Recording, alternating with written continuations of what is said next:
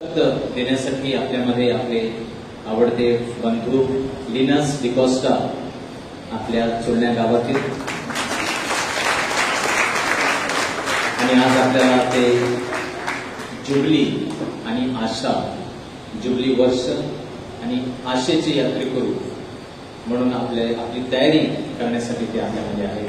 तर सर्वांच्या वतीने मी त्यांचं स्वागत करतो.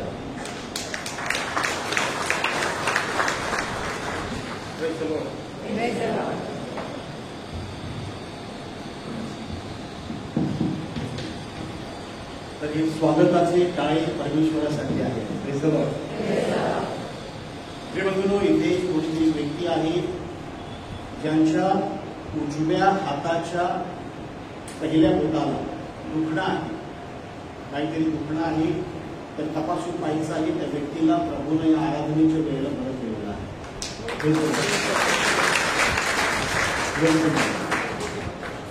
आणि खरोखर जेव्हा जुली आणि रेमंड आणि संपूर्ण टीम गात होत्या,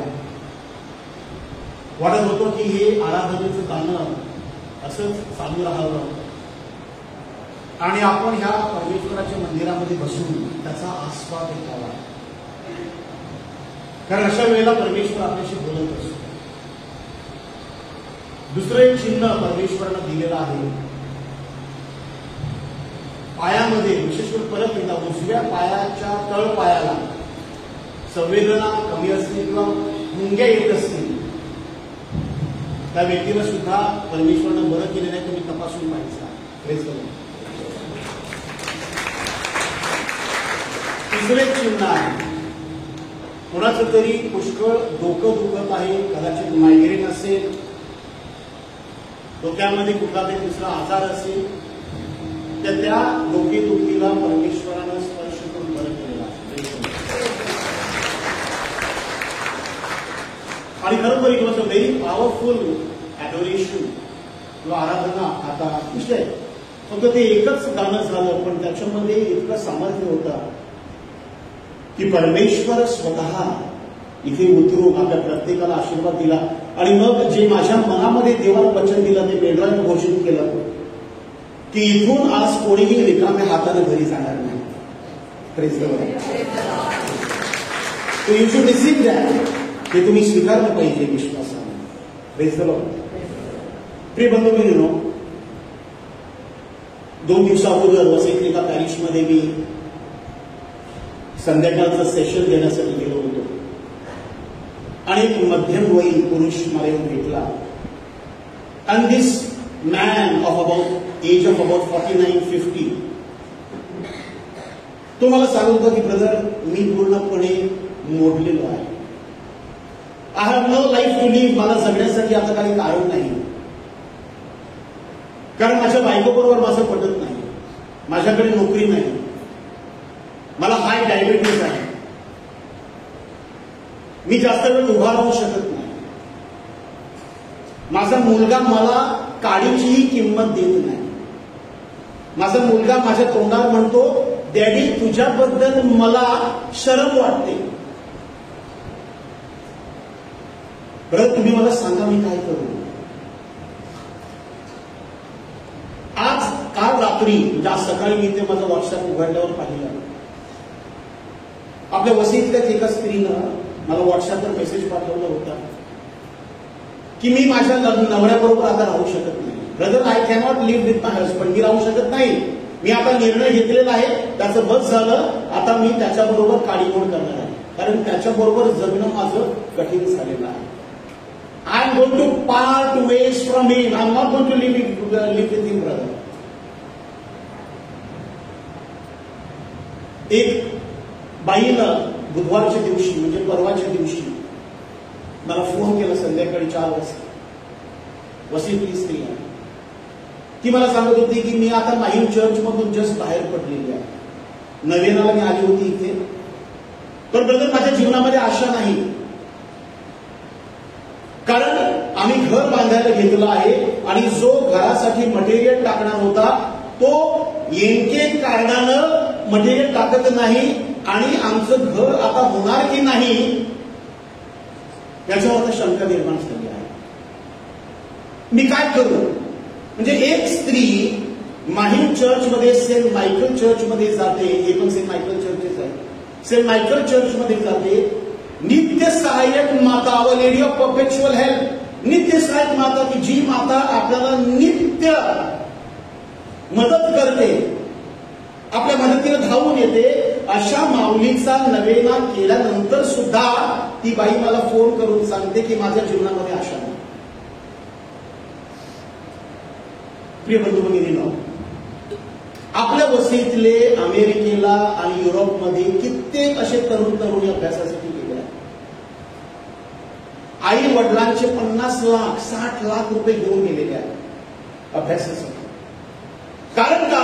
की अमेरिकेमध्ये किंवा युरोपमध्ये आम्हाला चांगल्या पैशाची नोकरी मिळेल. पण आज परिस्थिती अशी आहे की आपल्या वस्तीतून मला इतके फोन येत आहेत. कॉम्प्युटर सायन्स मध्ये MS केलेली मुलांना सुद्धा आज अमेरिकेमध्ये नोकऱ्या नाही. मॅनेजमेंट अमेरिकेमध्ये जाऊन केलेल्या मुलांना नोकऱ्या नाही. 50 लाख 60 लाख रुपये खर्च केले आहेत. आणि आता तिथल्या नवीन राष्ट्रपतीनं हुकूम काढला आहे की ज्यांना नोकऱ्या नाही आणि ज्यांचा विजा संपलेला आहे त्यांना परत पाठवा. सगळ्यांमध्ये भीतीचं वातावरण निर्माण झालेलं आहे. हार्वर्ड स्कूल ऑफ बिझनेस, जगातलं number 1 management school, Harvard School of business, की जिथे जी मुलं शिकतात त्यांना हमखास 1 कोटी रुपये वर्षाला इतकं कमीत कमी पगाराची नोकरी मिळणार, हमखास. Number 1 school. पण ह्या वर्षी जी मुलं तिथून मॅनेजमेंट केलं त्यातल्या 20% मुलांना अजून नोकऱ्या मिळाल्या नाही. Even in Harvard School of Business 20% students have no jobs this year. Kellogg School of Business 30% students have no job.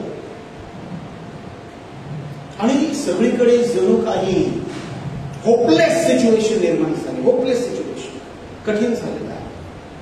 वाटलं होतं की इस्रायलचं आणि हमासचं युद्ध संपलेलं आहे, पण ते काही संपण्याचं नाव घेत नाही. आणि निष्पाप स्त्रिया, निष्पाप बालकांना मारलं जात आहे. हजारो आतापर्यंत मरण पावलेले आहे. वाटत होतं रशिया आणि युक्रेनचं युद्ध संपलेलं आहे, पण ते काही संपण्याचं नाव घेत नाही. माझ्या प्रिय बंधू, ह्या संपूर्ण जगातली ही निराश अशी परिस्थिती निर्माण, संपूर्ण जगामध्ये नैराश्य सगळीकडे पसरलेलं आहे. आणि अशा या नैराश्यामध्ये, इन सच होपलेस सिच्युएशन, आपण जुबली वर्ष साजरं करतो. We are celebrating the jubilee. आणि पोप फ्रान्सिस यांनी किती सुंदर असं थीम, असा घोषवाडा आपल्यासाठी या जुबलीच्या निमित्ताने दिलेला आहे. आणि त्यांनी वचन कुठून घेतलं? त्याने संत फ्रान्सिस असिसीचं वचन घेतलं नाही, ज्यांचं नाव त्यांनी घेतलेलं आहे. त्यांनी संत फ्रान्सिस झेवियरचं वचन घेतलं नाही, कारण ते जेजुएट आहे. पोप स्वतः जेजुएट आहे. तर त्यांनी पेत्राचं सुद्धा वचन घेतलं नाही, तर त्यांनी संत पौलाचं वचन घेतलं. आणि संत पौलाचं रोमकरास पाठवलेलं पत्र, अध्याय 5 आणि वचन 5a 5a, आणि ते वचन असं आहे की आशा लज्जित करत नाही. Hope does not disappoint. आणि तिथे आपल्या समोर आहे, होप डज नॉट डिसअपॉइंट. आणि लॅटिनमध्ये त्यांनी जे परिपत्र संपूर्ण जगाला पाठवलं, ज्याला आपण पेपल बुल असं म्हणतो. So the title of the papal bull was Spes non confundit. Latin मध्ये स्पेस नॉन कॉन्फर्डिट म्हणजे आशा निराश करत नाही, आशा लज्जित करत नाही. माझ्या प्रिय बंधूंनो, आता ही जी लोक ज्यांनी तुमच्या समोर याची उदाहरणं मांडली, आणि हे फक्त त्यांच्या समस्या नाहीये. हे जे दुःख आहे, ह्या ज्या वेदना आहेत, ही जी निराशा आहे, ही फक्त त्या ज्या लोकांची उदाहरणं दिली, फक्त त्यांची निराशा नाही आहे. ही निराशा इथे बसलेल्या प्रत्येक बाकावरल्या व्यक्तीची आहे. This hopeless situation is of each one of you who are present here today for the first Friday service. फक्त त्यांची प्रॉब्लेम नाही आहे. या मातीच्या चुली घरोघरी आहेत आणि घराघरामध्ये शांतता आहे, घराघरामध्ये दुःख आहे, घराघरामध्ये मुलांच्या समस्या आहेत, घराघरामध्ये व्यसनं आहे, घराघरामध्ये बेकारी आहे, घराघरामध्ये गरिबी आहे, घराघरामध्ये आजार आहे. आणि या सगळ्या समस्या आपल्या आहेत. आणि अशा समस्यांवर मात करून आशा ठेवणं सोपं नाहीये माझ्या प्रिय बंधूंनो, सोपं नाहीये. It's not simple to keep hope. कारण ह्या सगळे जे दुःख आहे हे आपल्याला हतबल करणारे, आपले मांड्या गळून जाणारे असे महाकाय डोंगर आपल्या समोर उभे आहेत. आणि म्हणून अशा व्यक्तीला जेव्हा मी सांगतो आशा धर, ते सांगतात ब्रदर आशा कसली धरायची. ती जी व्यक्ती मुलगाव चर्चमध्ये माझ्याशी परवा बोलत होती, त्या व्यक्तीशी मी बोलताना त्याने मला सांगितलं ब्रदर आता मी उभा नाही राहू शकत, माझ्यापेक्षा लहान आहे तो मला म्हणतो मी आता उभा नाही राहू शकत, मला बसलं पाहिजे. तो अजून 50 वर्षाचा पण झाला नाही, पण तो मला म्हणतो मला आता बसलं पाहिजे कारण मी उभा राहू शकत नाही. आणि त्या व्यक्तीला जर मी सांगितलं आशा धर, तो कशावर आशा धरणार. का तो म्हणतो माझ्या घरात मला किंमत नाही. ती बाई म्हणते माझ्या नवऱ्यावर मी आशा धरू. ज्याने एखादी बाई फ्रॉक मध्ये पाहिली की तिच्या मागे धावला, एखादी स्त्री साडीमध्ये दिसली की तिच्या मागे धावला, अशा माझ्या नवऱ्यावर मी आशा धरू. Brother, you asking me to keep hope on my husband who run after women. कसे सांगणार आपण लोकांना आशा धरण्यासाठी. कारण लोकांचं दुःख मोठं आहे. आपण बाहेर होताना अगदी सहजपणे सांगू शकतो. प्रार्थना करताना सगळं सोपं आहे. इथे देवळामध्ये बसल्यानंतर सगळं सोपं आहे. या ताबोर पर्वतावर सगळं सोपं आहे. पेत्रानं म्हटलं मी 3 तंबू इथे बांधतो, आपण इथेच राहू, इथे चांगलं आहे. इथे मोशे आहे, इथे एलिया आहे, प्रभू येशू तू इथे आहेस, इथे चांगलं आहे.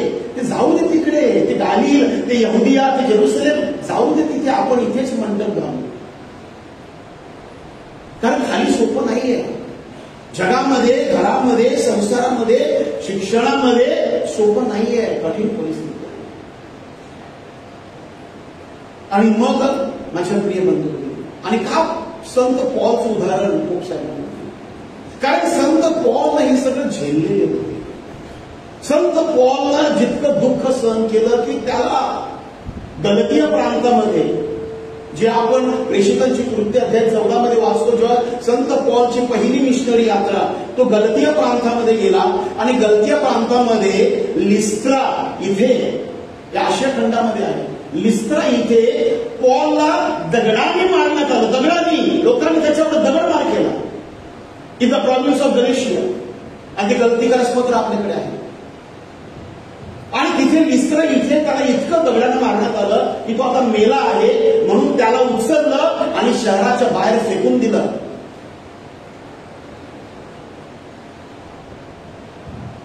आणि पॉलचं तसं गलतीकारक दुसरं पत्र अध्याय 12 मध्ये पॉलची स्वतःची साक्ष आहे की मला असा एक माणूस माहित आहे की जो काही क्षणांसाठी मेलेला होता.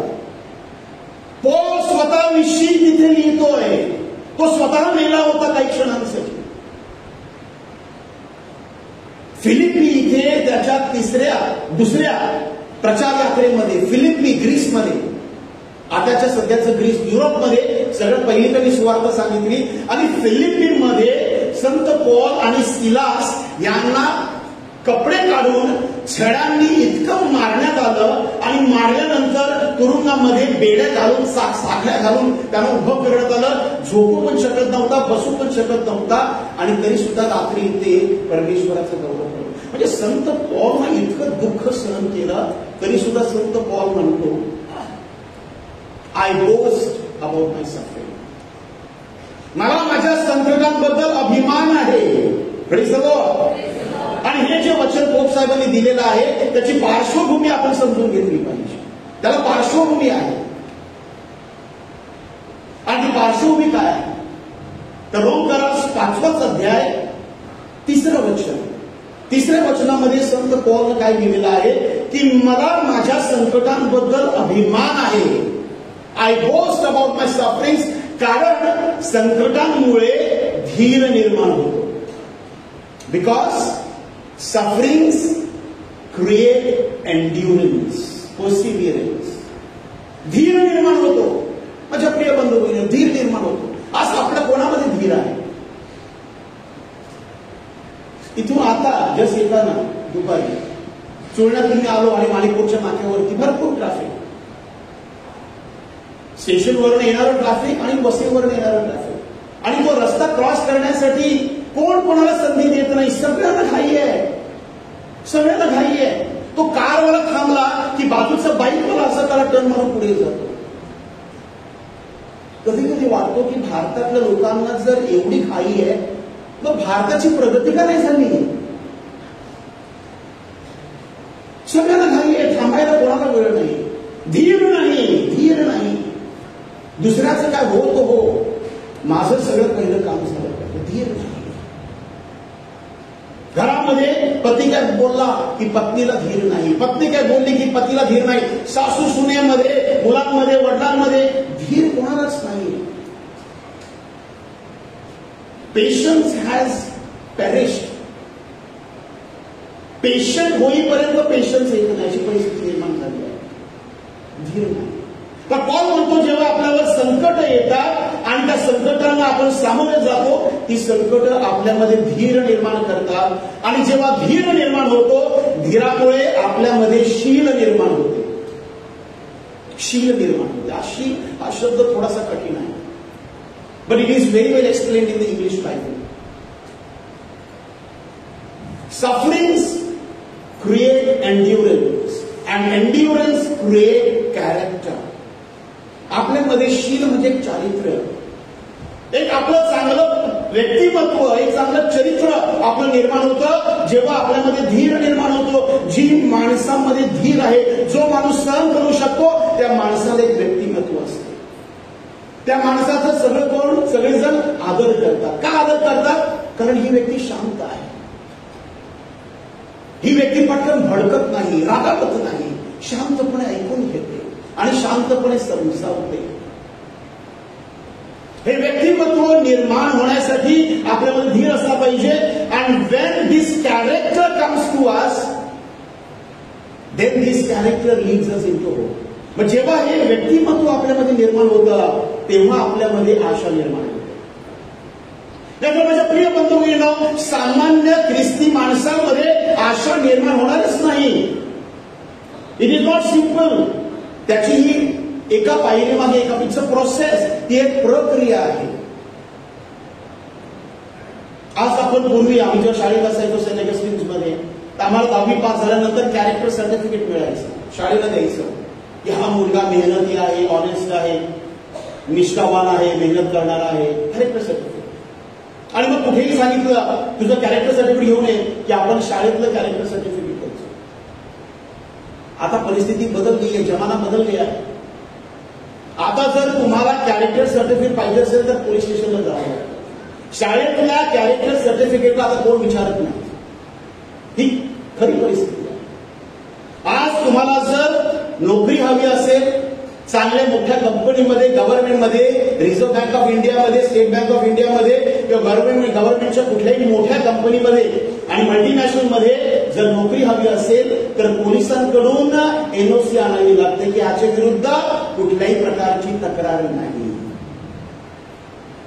आणि महाराष्ट्र सरकारनं त्यासाठी वेबसाईट सुद्धा उघडलेली आहे की जाऊन तिथे ऑनलाईन फॉर्म भरायचा, मग तुमच्या लोकल पोलीस स्टेशनला जायचं आणि मग तिथे पोलिसांचा तो सील मारायचा आणि मग तुम्हाला ते मिळणार.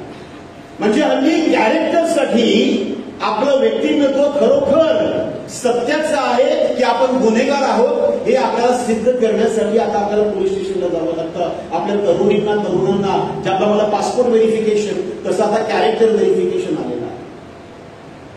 So character has become so दुर्मिळ झालेलं आहे हे व्यक्तिमत्व. कारण आपण आपल्या स्वभावामुळे आणि आपल्या वागणुकीमुळे आपलं चरित्र बिघडून टाकलेलं आहे, नाव खराब करून टाकलेलं आहे. आणि ज्यांचं नाव खराब आहे, ज्यांचं चरित्र खराब आहे, whose character is loose, how can that person have hope in his life? तुमच्या जीवनामध्ये आशा येणारच नाही. Praise the Lord. तर ही पायरी आपल्यामध्ये आली पाहिजे. आणि मग शेवटचं तिथे संत पॉल आपल्याला मार्गदर्शन करतात की होप डज नॉट डिसअपॉइंट. हा भाग अ आहे. तिथे भाग ब सुद्धा आहे. का आशा निराश करत नाही? कारण संत पॉल म्हणतो की देवानं तुम्हाला पवित्र आत्मा दिलेला आहे आणि तो पवित्र आत्मा तुम्हाला मिळालेला आहे. तो पवित्र आत्मा तुमच्या अंतःकरणामध्ये प्रीती निर्माण करतो. आणि जेव्हा पवित्र आत्मा तुमच्यामध्ये, देव तुमच्या अंतःकरणामध्ये प्रीती निर्माण करतो, तेव्हा तुमच्या मनामध्ये आशा निर्माण होणार. तेव्हा तुम्ही खचून जाणार नाही. मग किती मोठी संकट आली, तुम्ही खचून जाणार नाही. घरामध्ये किती वादळं आली, तुमचं घर जे आहे ते मत्ते 7:21 प्रमाणे खडकावर बांधलेलं घर असणार.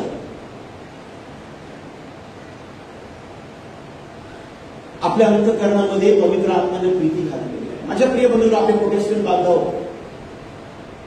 परमेश्वराला यहोवा नावानं हाक मारतात. यहोवा, यहोवा नावाची कितीतरी गाणी आपण कॅरिस्मॅटिक मध्ये सुद्धा त्याचा वापर करतो. यहुदी लोक परमेश्वराला यावे या नावानं हाक मारतात. मोशेला सिनाई पर्वतावर देवाना मोशेला सांगितलं, माझं नाव मी जो आहे तो आहे. I am who I am. Yahweh, I am Hebrew भाषेमध्ये. आणि आपण कॅथलिक लोक सुद्धा यावे हे परमेश्वराचं नाव घेतो. तर माझ्या प्रिय बंधूंनी जुन्या करारामध्ये आहे. आपण सगळीजण नवीन कराराची लोक आहोत. आपल्यासाठी प्रभू येशू ख्रिस्तानं नवीन करार केलेला आहे. त्याच्या क्रुसावरल्या बलिदानामुळे, त्याने सांडलेल्या रक्तामुळे, त्याचा क्रुसावर झालेल्या बाप्तिस्मामुळे आम्हाशी परमेश्वरानं नवीन करार ख्रिस्ताद्वारे केलेला आहे. आणि म्हणून आपण नवीन कराराचे लोक आहोत. आपण ख्रिस्ती आहोत. आपण यहुदी नाही किंवा आपण प्रोटेस्टंट सुद्धा नाही. आपण प्रेषितीय परंपरेमध्ये चालणारे कॅथलिक्स आहोत. मग नवीन करारामध्ये देवाचं नाव काय आहे? What is the name of God in the New Testament? यहोवा तर कुठेच नाही, यावे पण सुद्धा कुठेच नाही. तर what is the name of God? नवीन करारामध्ये परमेश्वराचं नाव काय आहे? नवीन करारामध्ये परमेश्वराचं नाव आहे प्रेम, प्रीती. आणि कुठे सापडतं आपल्याला? तर योहानाचं पहिलं पत्र अध्याय 4 आणि वचन 8 मध्ये योहान म्हणतो की परमेश्वर प्रीती आहे. God is love. देवस कारितास एस्ट. God is love. आणि परमेश्वर प्रेम स्वरूप नाहीये. परमेश्वर स्वतः प्रेम आहे. परमेश्वर आणि प्रेम यांना आपण वेगळं करू शकत नाही. त्याचं नाव प्रेम आहे. His name is love. त्याचं नाव प्रीती आहे. आणि म्हणून जिथे परमेश्वर आहे तिथे प्रीती आहे. आणि त्यामुळे संत पॉल म्हणतो की तुम्हाला जो पवित्र आत्मा दिलेला आहे तो पवित्र आत्मा तुम्हामध्ये प्रीती निर्माण करतो. कारण परमेश्वर प्रीती आहे आणि पवित्र आत्मा परमेश्वर आहे. आपल्याला किती देव आहे? देव किती आहेत आपल्याला? नाही, फक्त दोघा तिघांनाच वाटतं. देव किती आहेत आपल्याला? मी ते कॅटेकिझम घेत नाही. आपल्या जेरुसलेमच्या मंदिराचं दर्शन घेताना तुम्ही जेव्हा बाहेर पडाल तेव्हा तिथे मुख्य रस्त्यावर एक मोठी पाटी लावलेली आहे. आणि त्या मोठ्या पाटीवर लिहिलेलं आहे, you Christians believe in 3 gods. पण we do not believe in 3 gods. We believe in only 1 God. आपला फक्त एकच देव आहे. पण त्या एका देवामध्ये 3 व्यक्ती आहेत. आणि त्या 3 व्यक्तींना एकमेकांपासून कोणीही विभक्त करू शकत नाही. Nobody can separate them. The father cannot be separated from the son. देव पित्यापासून येशूला कोण वेगळं करू शकत नाही आणि येशूपासून पवित्र आत्म्याला कोण वेगळं करू शकत नाही. कारण ते पवित्र त्रैक्य एक रहस्य आहे. आणि म्हणून जिथे पवित्र आत्मा आहे तिथे पिता आहे. जिथे पिता आहे तिथे प्रभू येशू आहे. आणि बाप्तिस्माच्या वेळेला आपल्या प्रत्येकाला पवित्र आत्मा मिळालेला आहे. आणि तो पवित्र आत्मा आपल्या ह्या शरीरामध्ये वास्तव्य करतो. कारण पौल म्हणतो कोरिन्थीकरास पहिलं पत्र अध्याय 3 वचन 16 मध्ये की तुम्हाला ठाऊक नाही का की तुमचं शरीर पवित्र आत्म्याचं मंदिर आहे. Do you not know that your body is of the temple of the Holy spirit. आपलं हे शरीर पवित्र आत्म्याचं घर नाही तर पवित्र आत्म्याचं मंदिर आहे. आणि त्या मंदिरामध्ये पवित्र आत्मा परमनंटली शेवटपर्यंत तो राहत असतो. पवित्र आत्मा आपल्या शरीरामध्ये भाड्यानं राहत नाही हे आपण ध्यानात घेतलं पाहिजे. He is not staying in our bodies on rent. पण आपण तसे वागतो अनेक वेळा जणू की आपल्याला पवित्र आत्मा मिळालाच नाही. पवित्र आत्मा आपल्याला परमनंटली दिलेला आहे बाप्तिस्माच्या वेळेला. आणि म्हणून पवित्र आत्मा देव आहे. पवित्र आत्म्याचं नाव प्रीती आहे. आणि जिथे पवित्र आत्मा आहे तिथे प्रेम आहे. आणि म्हणून तो म्हणतो की तुमच्या प्रत्येकाच्या अंतःकरणामध्ये देवानं पवित्र आत्म्याद्वारे प्रेम भरलेलं आहे. आणि ते प्रेम जेव्हा तुमच्यामध्ये असते तेव्हा तुमच्यामध्ये आशा निर्माण होणार आणि ती आशा तुम्हाला लज्जित करणार नाही. हा पहिला भाग आहे, फार महत्वाचा. दुसऱ्या भागाकडे आपण जाऊया माझ्या टेबल की वाय दिस जुबली. हे जुबली म्हणजे नक्की काय? तर जुबली हे सुद्धा यहुदी आहे, जुन्या करारामध्ये आहे. मोशेनं यहुद्यांना जो नियम दिला, नियमशास्त्र दिला, त्या नियमशास्त्रामध्ये आहे जे यहुद्यांचं 5 पुस्तकं, पहिली 5 पुस्तकं ते पेंटाट्यूक्स म्हणजे पंचग्रंथ. तर पंचग्रंथ पहिली 5 पुस्तकं बायबलमधली. त्या पहिल्या 5 पुस्तकामधलं ते तिसरं आहे लेवीचं पुस्तक. त्या लेवीच्या पुस्तकामध्ये 25वा अध्याय आणि 7व्या वचनापासून आहे. परमेश्वरानं मोशेद्वारे नियमशास्त्र दिला आणि त्या नियमशास्त्रामध्ये त्यांना सांगितलं की दर 50वं वर्ष तुम्ही योबेल वर्ष म्हणून साजरं करायचं. योबेल हा हिब्रू भाषेमध्ये जुबलीसाठी नाव आहे. योबेल वर्ष एव्हरी 50 इयर्स. आणि यहुदी लोक दर 50वा वर्ष हे जुबली वर्ष. आणि जुबली वर्ष काय आहे तर हे शब्बाताचं वर्ष आहे. आपण ठाऊक आहे शब्बात म्हणजे काय? विश्रांतीचा दिवस. तर हे विश्रांतीचा दिवस त्यांचा शनिवार, कारण आठवडा सुरू होतो रविवारपासून आणि आठवड्याचा शेवटचा दिवस आहे शनिवार. तर परमेश्वराला शेवटच्या दिवशी विश्रांती घेतली. शब्बात म्हणजे रेस्ट, विश्रांती. तर त्यांच्यासाठी शनिवार विश्रांतीचा दिवस आहे, पण आपल्यासाठी रविवार विश्रांतीचा दिवस आहे. कारण ख्रिस्ती लोक आपण ख्रिस्तावर विश्वास ठेवतो आणि रविवार हा येशूच्या पुनरुत्थानाचा दिवस आहे. It is the day of the Lord. तर ज्याप्रमाणे त्यांचा विश्रांतीचा दिवस तसं विश्रांतीचं वर्ष म्हणजे 50व्या वर्षी यहुदी लोकांनी कुठलंही काम करायचं नाही, शेतामध्ये कुठली लागवड करायची नाही, कुठल्या प्रकारची मोलमजुरी करायची नाही. जे यहुदी लोक परप्रांतामध्ये कामाला गेलेले आहेत त्यांनी त्या वर्षामध्ये परत घरी यायचं आणि वर्षभर आपल्या लोकांबरोबर राहायचं, आपल्या कुटुंबाबरोबर राहायचं. तर हा पहिला नियम जुबली वर्षाचा यहुद्यांसाठी. दुसरा यहुद्यांसाठी जुबली वर्षाचा नियम होता की तुमची जी काही कर्ज असतील, मग ती कर्ज पैशाची असतील किंवा जमिनीची असतील किंवा ढोरा मेंढरांची असतील. तर त्यावेळेला ढोरं जी होती म्हणजे गायी होते, बैल होते, गाढवं होती आणि शेळ्या मेंढऱ्या होत्या, त्या सगळ्यांना फार मोठी किंमत असेल. तर जर तुम्ही कोणाकडून कर्ज घेत असेल तर ते माफ करून टाकायचं, पूर्णपणे माफ. समजा कोणाचं तरी मला 50,000 रुपये देणं असेल, त्याने माझ्याकडून लोन घेतलं असेल किंवा पैसे उसने घेतले असतील, तर जुबली वर्षामध्ये जर मी कोणाला 50,000 उसने दिले असतील तर ते 50 वर्ष त्याला माफ, ते 50,000 रुपये त्याला माफ, व्याजासहित त्याला माफ. हे जुबली वर्षाचं आहे. To forgive and to forget. कोणाची जमीन जर तुम्ही घेतली असेल कसायला तर ती जमीन मूळ मालकाला परत द्यायची जुबली वर्षामध्ये. जरी तुम्ही ती पैशानं विकत घेतली असेल तरी सुद्धा मूळ मालकाला ती परत द्यायची. फार कठीण आहे आणि यहुद्यांनी सुद्धा हे साजरं केले की नाही कुठे आपल्याला माहित नाही, पण फार कठीण नियम आहे.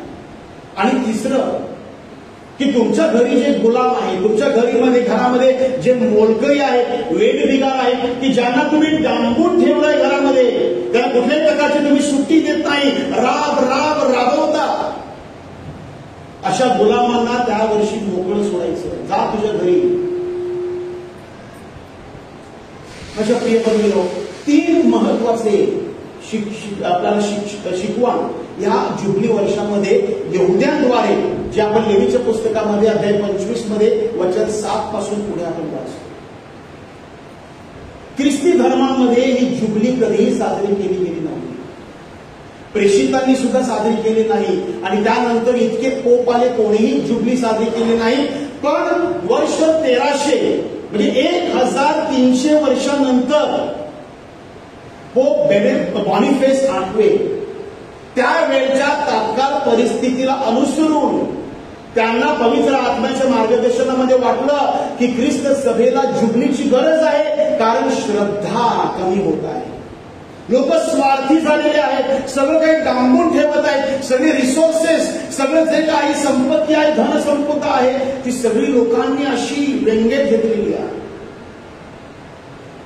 आणि पोप बॉनिफेस 8व्याने सगळ्यात पहिली जुबली ख्रिस्त सभेमध्ये 1300 वर्षामध्ये घोषित केली. 1300 वर्षी 1300.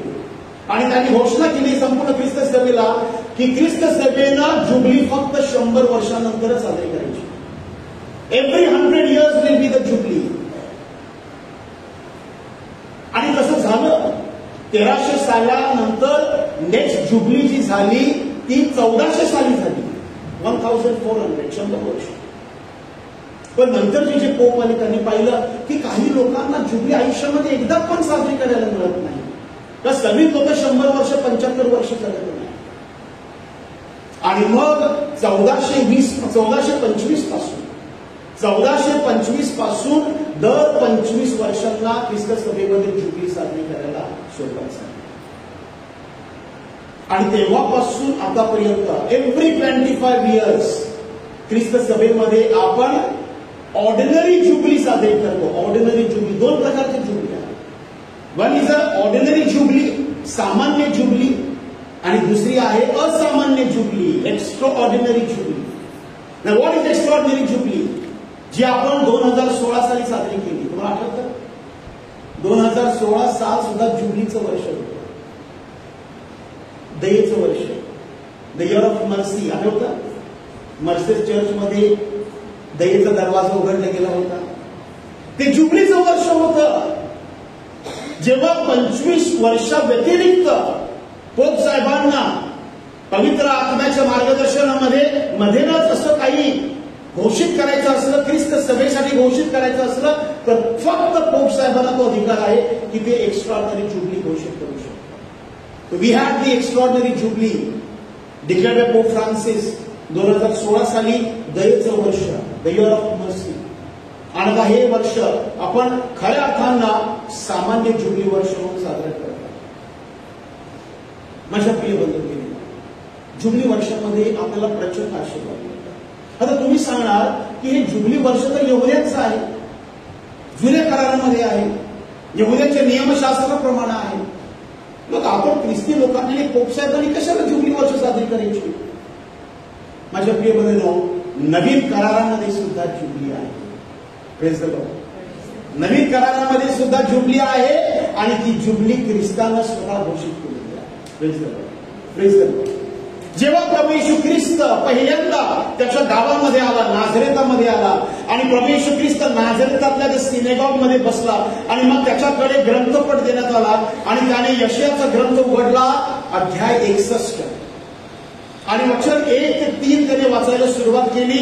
आणि त्याने वाचलं प्रभू येशू ख्रिस्तानं त्याच्या स्वतःच्या गावामध्ये, नाझरेतामध्ये, त्याच्या मूळ गावामध्ये यशायाचा ग्रंथ वाचायला सुरुवात केली. आणि त्याने सांगितलं, जे वचन येशू ख्रिस्ताविषयी 720 वर्ष अगोदर यशायाला भाकीत केले होते. येशू ख्रिस्ताच्या अगोदर 720 वर्ष अगोदर यशायानं लिहून ठेवले होते, भाकीत केले होते, संदेश म्हणून लिहिलं गेलं होते. कसं? Prophecy by prophet Isaiah 720 years before Christ. आणि तिथे लिहिलं होतं की देवाच्या पवित्र आत्म्याचा मला अभिषेक झालेला आहे. आणि हा अभिषेक कशासाठी आहे? दिनास सुवार्ता देण्यासाठी, जे तुरुंगामध्ये आहेत त्यांना मोकळं करण्यासाठी, जे आंधळे आहेत त्यांना त्यांना दृष्टी देण्यासाठी, जे ठेचले आहेत, जे रंजले गांजले आहेत त्यांना मुक्त करण्यासाठी आणि देवाचं वर्ष घोषित करण्यासाठी देवानं पवित्र आत्म्यानं मला अभिषेक केला. माझ्या प्रिय बंधूंनो, हे नवीन करारामध्ये कुठे आहे तर संत लूकचं शुभवर्तमान अध्याय 4 आणि वचन 18 पासून पुढे आहे. ख्रिस्तानं तिथे सांगितलेलं आहे की देवाच्या प्रसादाचं वर्ष घोषित करण्यासाठी, म्हणजे देवाच्या प्रसादाचं वर्ष म्हणजे काय? It is the year of jubilee. It is the year of jubilee. म्हणजे ज्या वर्षी ख्रिस्तानं त्याच्या पब्लिक मिनिस्ट्रीला सुरुवात केली, त्याच्या प्रेषित कार्याला सुरुवात केली, that year was a jubilee year. ते जुबलीचं वर्ष होतं आणि त्याप्रमाणे ख्रिस्तानं ते घोषित केलं. आणि म्हणून हे यहुदी नाही, jubilee is not Jewish. Jubilee हे सुद्धा खऱ्या अर्थानं ख्रिस्ती आहे. आणि मग माझ्या प्रिय बंधूंनो, ख्रिस्ताने काय सांगितलं? जे मोशेच्या नियमशास्त्रामध्ये आहे, जे मोशेनं यहुदी लोकांना, टू द हिब्रूज, त्याने जे काही तिथे लिहून ठेवलं होतं जुबलीच्या निमित्तानं, ख्रिस्तानं तेच घोषित केलं ख्रिस्ती लोकांचं. Exactly the same agenda. विषय अगदी तोच आहे. कसला विषय आहे? तर सगळ्यात पहिलं तरी ख्रिस्तानं काय सांगितलं की दिनास सुवार्ता देण्यासाठी. दिन कोण आहेत? गरीब लोक नाही. काही लोकांची अशी व्याख्या झालेली आहे की ख्रिस्त फक्त गरिबांसाठी आला होता. मुळीच नाही, मुळीच नाही. ख्रिस्त म्हणतो जे दीन आहे. दीन म्हणजे कोण? जे आत्म्यानं दीन आहेत. Those who are poor in the spirit. आत्म्यानं जे दीन आहे त्यांच्यासाठी सुवार्ता घोषित करण्यासाठी मी आलेलो आहे. So the good news, the gospel. आणि काय आहे सुवार्ता? सुवार्ता काय आहे? सुवार्ता आहे पाप क्षमेची. सुवार्ता आहे सार्वकालिक जीवनाची. ती सुवार्ता सर्वांसाठी आहे, मग तो ख्रिस्ती असो किंवा अख्रिस्ती असो. सुवार्ता सगळ्यांसाठी आहे, प्रत्येक मानवासाठी आहे. कारण प्रत्येक मानव हा देवाचा पुत्र आणि देवाची कन्या आहे. तर आपण ही सुवार्ता घोषित केली पाहिजे, द गुड न्यूज. आणि दुसरं, जे तुरुंगामध्ये आहेत त्यांना मोकळं करण्यासाठी. त्याचा अर्थ असा आहे का की आता आपण जुबली वर्षामध्ये जायचं आणि सरकारकडे याचना करायची आणि तुरुंगातल्या सगळ्यांना सोडायचं नाही. तुरुंगातल्या कैद्यांना आपण भेट दिली पाहिजे, सहानुभूती व्यक्त केली पाहिजे, त्यांना परमेश्वराच्या क्षमेची सुवार्ता दिली पाहिजे. पण खरं तुरुंग काय आहे? खरं तुरुंग तुमच्या आणि माझ्या अंतःकरणामध्ये आहे. We have prisons in our heart. आपल्या हृदयामध्ये पिंजरे आहेत, आपल्या हृदयामध्ये तुरुंग आहे आणि या तुरुंगामध्ये आपण अनेकांना जखडून ठेवलेलं आहे. We have imprisoned people because of our anger, because of our unforgiveness.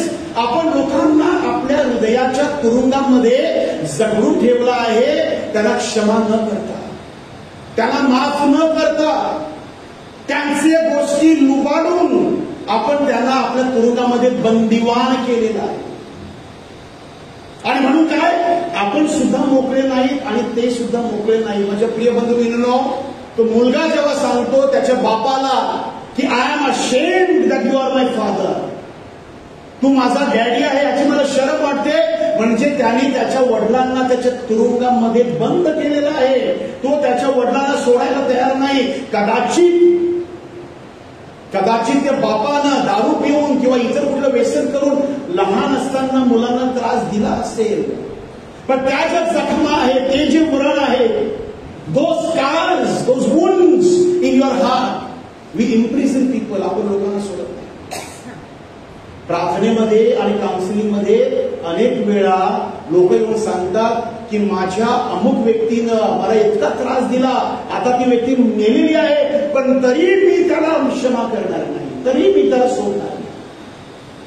म्हणजे मयत व्यक्तीनं सुद्धा अजून आपण आपल्या अंतःकरणाच्या तुरुंगामध्ये जखडून ठेवलेलं आहे.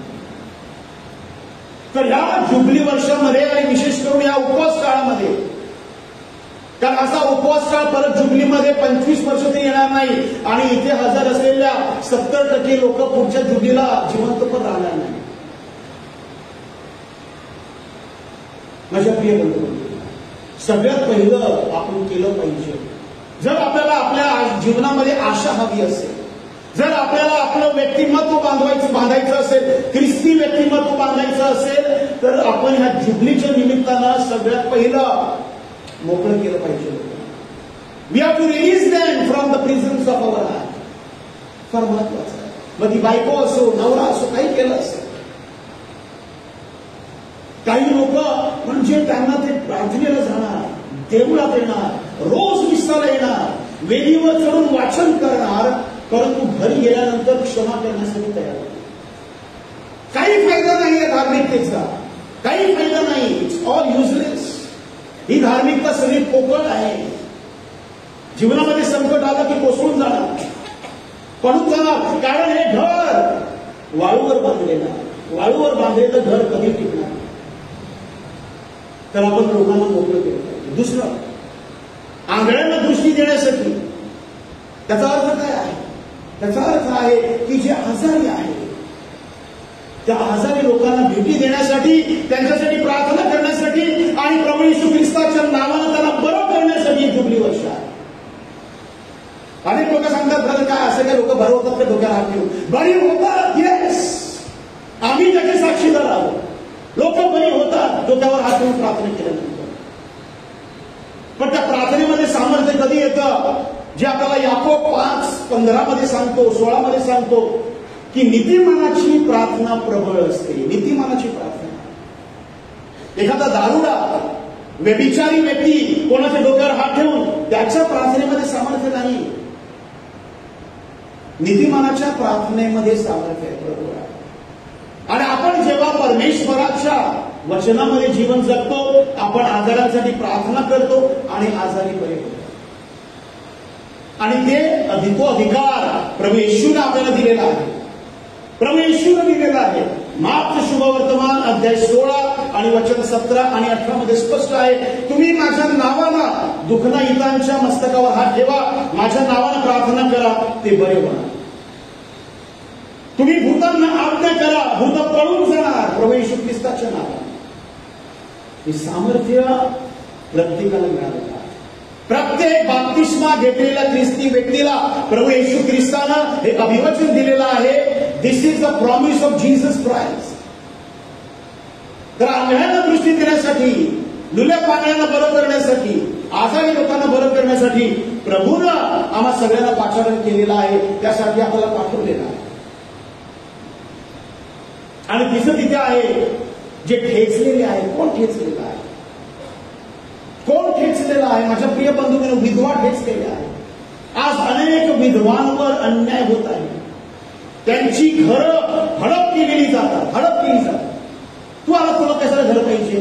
तू इकडे राह का खोलीमध्ये? आता आम्हाला एक मोठा बंगला बांधायचा आहे, तुझं घर आता आम्ही घेतो. विधवेवर अन्याय करणारी आपल्या समाजामध्ये लोक आहेत. जे अनाथ आहेत त्यांच्यावर अत्याचार करणारी लोक आहेत. अनाथ. गेल्या आठवड्यामध्ये मुंबईतल्या आपल्याच एका फादर सिस्टरांच्या कॉन्व्हेंटमध्ये अनाथ आल्यामध्ये 16 वर्षाच्या मुलीला 4थ्या माळ्यावर उडी मारली. गरीब बिचारी मुलगी अनाथ. का उडी मारली? तर बाहेरच्या कोणातरी व्यक्तीनं 16 वर्षाच्या तरुण मुलीवरती अत्याचार करण्याचा प्रयत्न केला. 4थ्या माळ्यावर उडी मारली आणि वाचली पण संपूर्ण शरीर मोडलेलं आहे. सगळं मोडलेलं आहे. डोक्यापासून पाय सगळं मोडलेलं आहे. 3 महिने होली स्पिरिट मध्ये राहिली. आणि आता एका ठिकाणी, मला जागा माहित आहे, एका ठिकाणी तिला ठेवलेलं आहे फिजिओथेरपीसाठी आणि सांभाळ करण्यासाठी.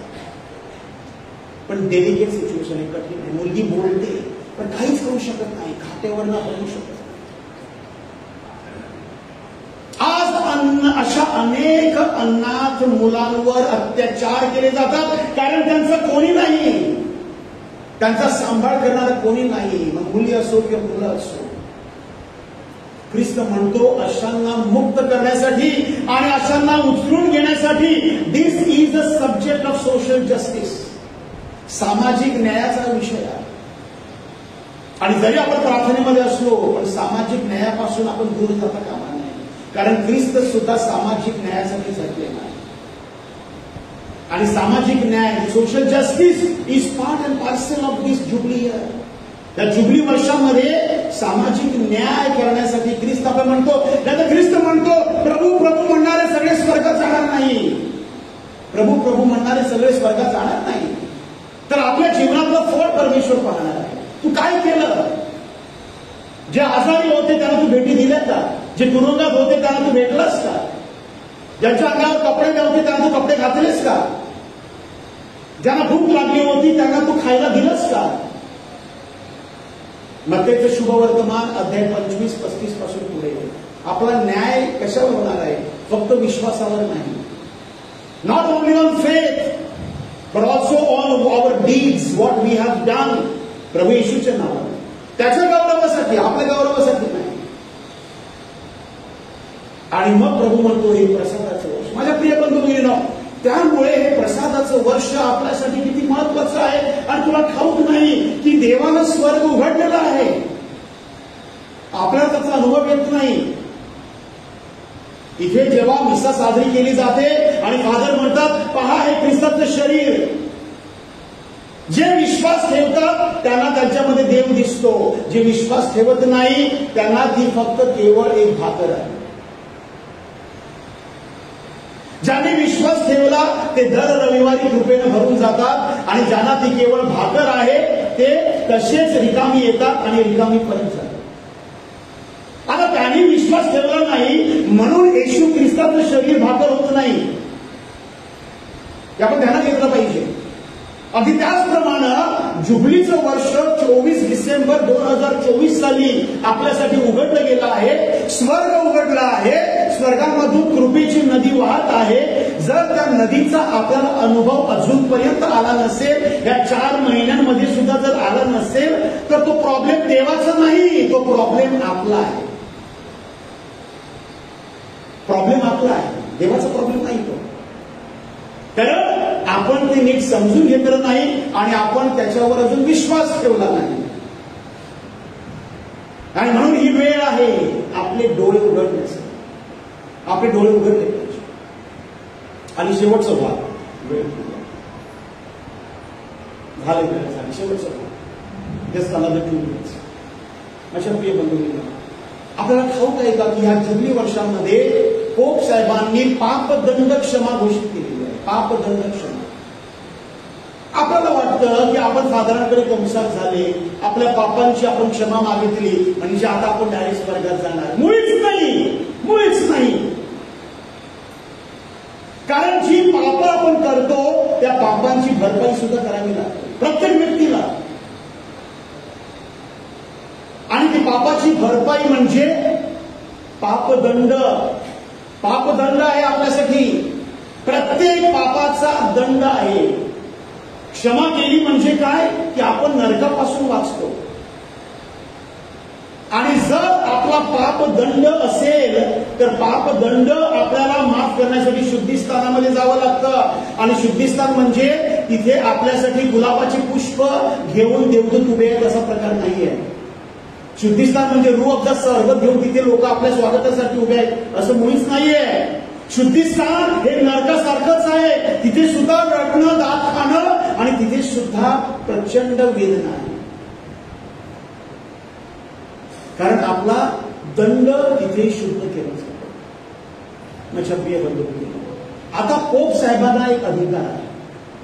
पोप साहेबांना कुठला अधिकार आहे की ते फक्त पोप आपली पापदंड क्षमा सुद्धा करू शकतात.